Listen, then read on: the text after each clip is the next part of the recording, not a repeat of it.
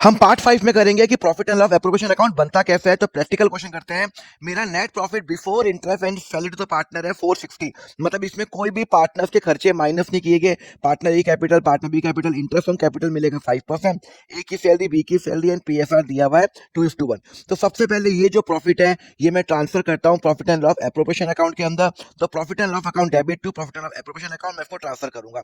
उसके बाद मैं इंटरेस्ट ऑन कैपिटल दूंगा। इसको दूंगा 5%, मतलब 20,000 रुपए दूंगा, और इसको दूंगा 10,000 रुपए। तो टोटल मिला के 30,000 रुपए। अब इंटरेस्ट ऑन कैपिटल मेरा खर्चा है, तो interest on capital partnership firm के लिए खर्चा है ना, तो वो डेबिट होगा, और ये मैं पार्टनर्स के कैपिटल अकाउंट में मैं उनको ट्रांसफर कर लूंगा। अब पार्टनर्स को कैपिटल अकाउंट में देखो ट्रांसफर कर लिया, 20,000 और 10,000 रुपए उनका कैपिटल है। उसके बाद क्या करूंगा, उनको मैं सैलरी दूंगा। सैलरी कितनी दे रहा हूँ, 70,000, इसको 5,000 रुपए पर मंथ, मतलब 60,000 रुपए पूरे साल की, तो 1,30,000 रुपए। तो ये भी क्या है, मेरा खर्चा है। तो यहाँ पे पार्टनर की सैलरी और पार्टनर्स के अकाउंट में मैं इनको पैसे को डाल दूंगा। अल्टीमेटली मैंने 70,000 यहाँ पे डाला, 60,000 रुपए मैंने मैंने मैंने मैंने कहा डाल दिया, मैंने कैपिटल अकाउंट के अंदर डाल दिया। क्लियर है।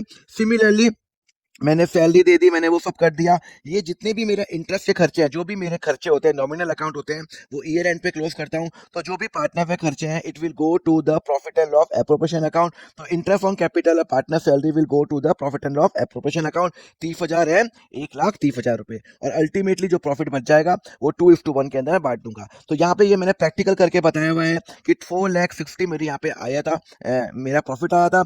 मैंने इंटरेस्ट दिया, मैंने सैलरी दी, इंटरेस्ट दिया, और उसके बाद जो प्रॉफिट बच गया वो 2:1 में बांट दिया, 2 लाख और 1 लाख, और 2 लाख और 1 लाख, और यहाँ पे मेरा पार्टनर्स का बैलेंस आ गया। तो ध्यान रखना, profit and loss appropriation account में सिर्फ पार्टनर्स के खर्चे आते हैं, और बिजनेस के पास अगर प्रॉफिट होगा तो ही ये मिलेगा, अगर लॉस होगा तो इनको कुछ नहीं मिलेगा। अब हम अगले लेक्चर में हम जानेंगे कि पार्टनरशिप के रूल्स क्या होते हैं। बहुत इंपॉर्टेंट होने वाला है, तो फॉलो कर लेना अकाउंट फंडा।